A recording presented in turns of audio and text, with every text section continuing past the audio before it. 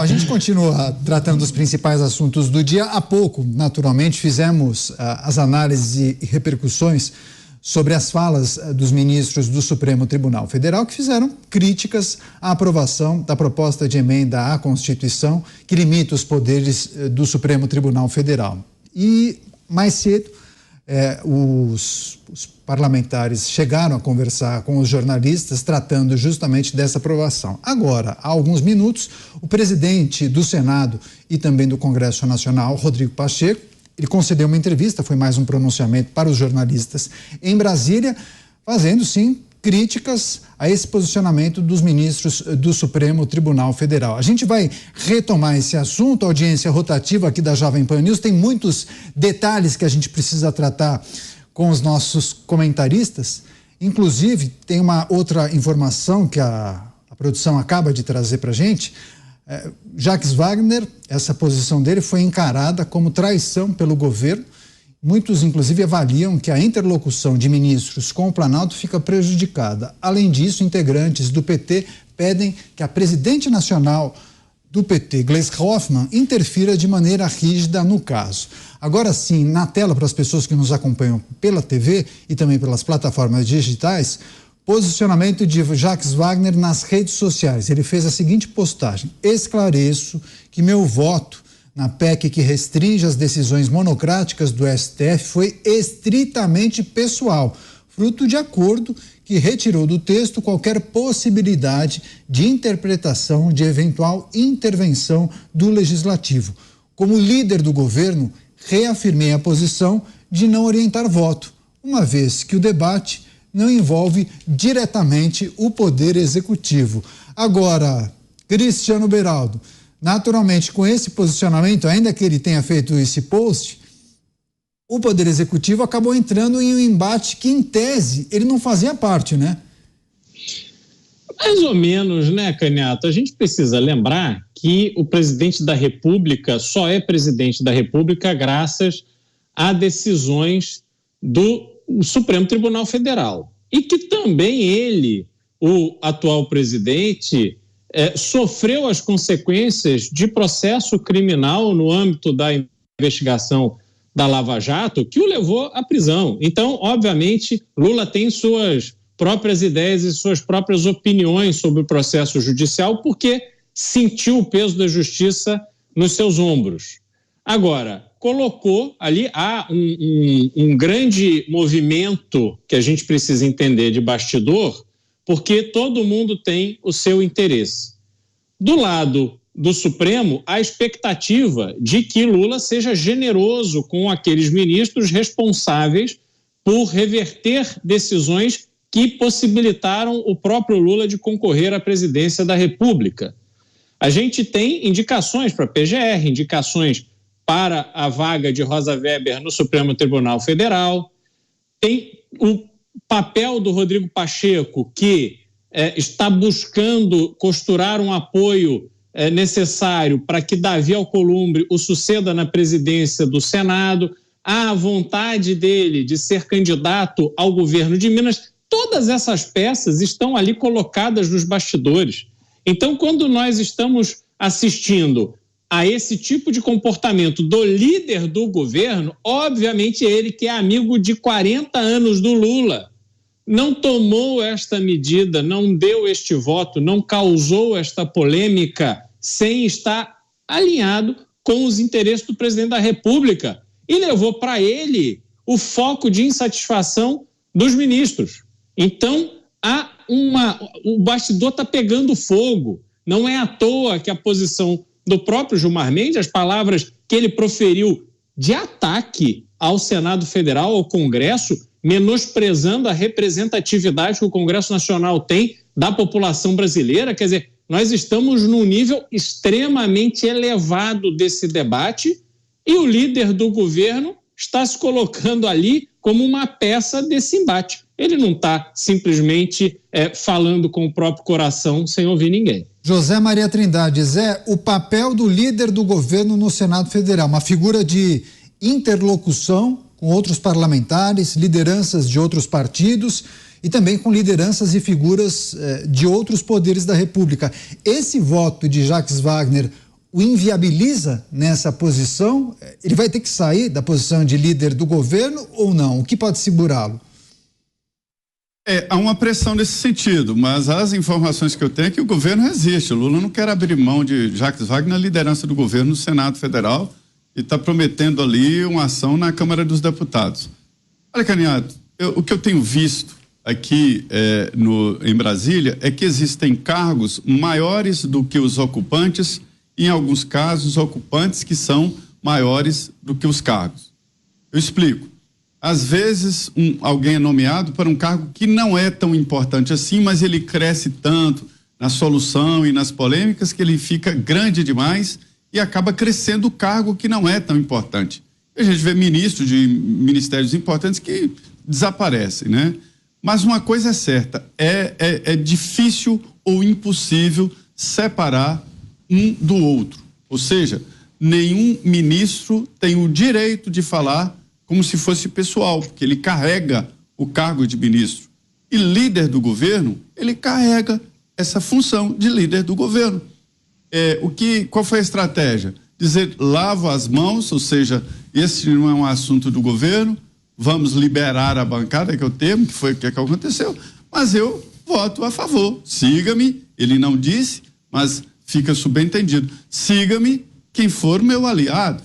Então, assim, é isso. Ele votou contra uma intenção do Supremo e a favor do Congresso, que é a casa que ele pertence, né? Isso é muito importante e indissociável.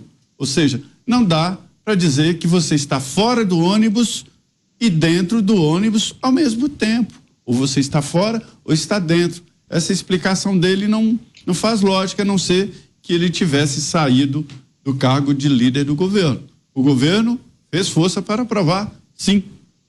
Agora, Mota, não, você quer, Dantas? Já que você está aí no mesmo estúdio, então emenda você, depois eu passo para o Mota, porque a gente tem observado uma insatisfação suprapartidária da atuação do STF. Mas vai você aí, Dantas.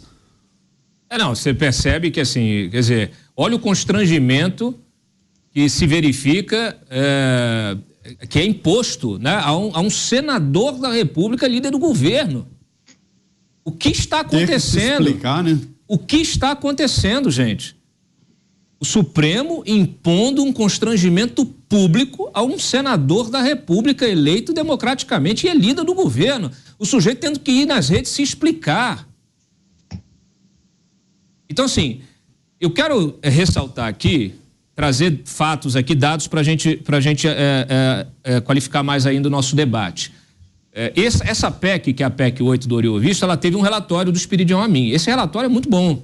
Um relatório que faz menção e traz diversos exemplos que justificam a necessidade desta matéria, desta PEC, desta emenda constitucional. Inclusive, traz jurisprudência, decisões de mudanças regimentais internas do Supremo que corroboram a própria PEC.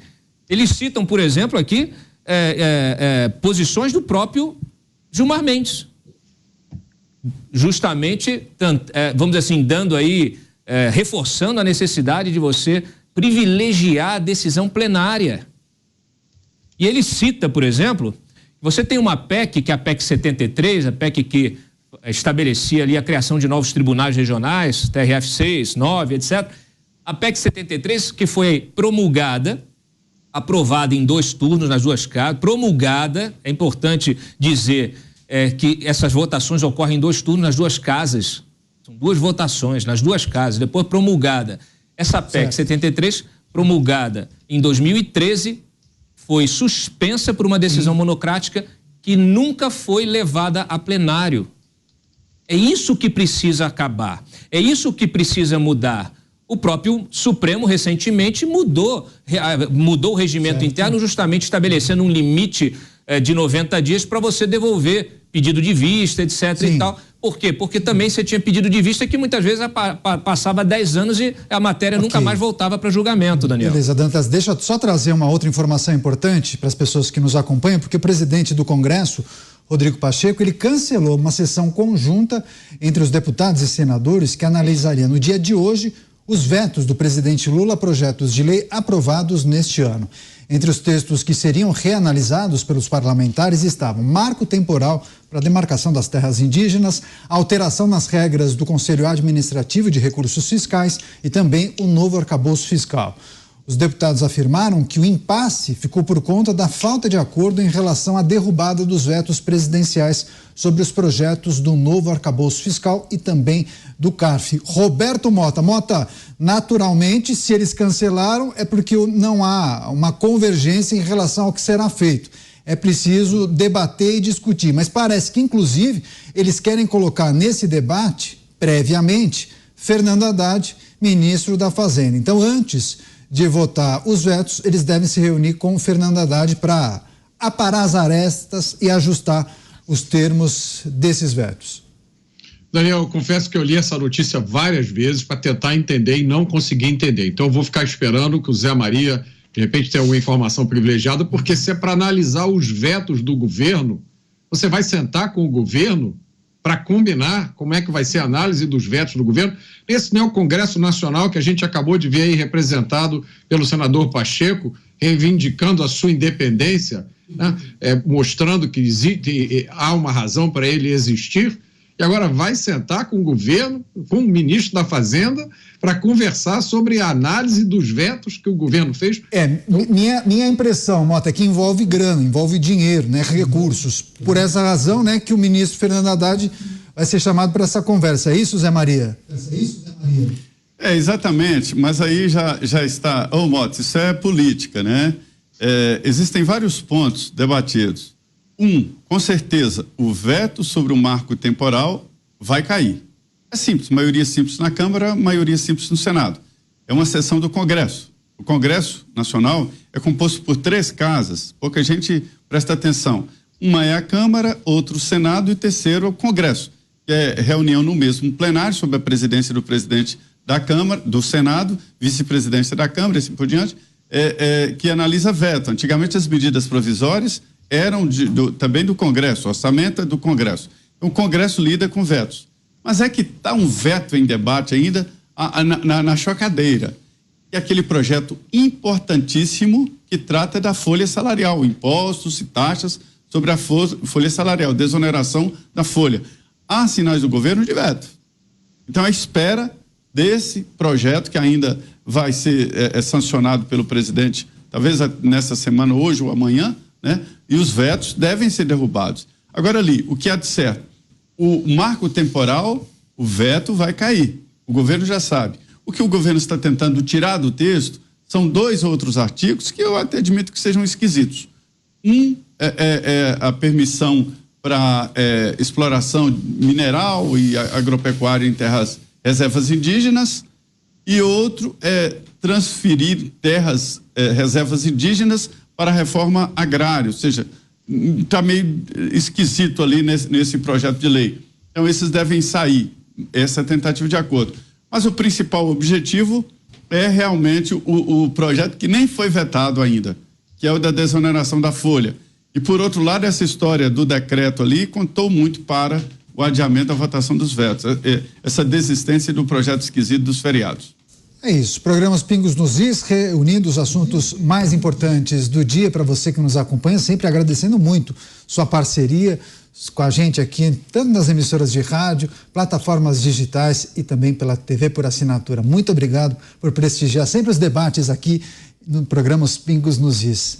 A gente vai seguir trazendo as principais notícias de Brasília com os nossos analistas. Falamos mais cedo sobre as repercussões da aprovação da PEC, que limita os poderes do Supremo Tribunal Federal, e também o cancelamento de uma sessão conjunta entre senadores e deputados que iriam analisar os vetos presidenciais.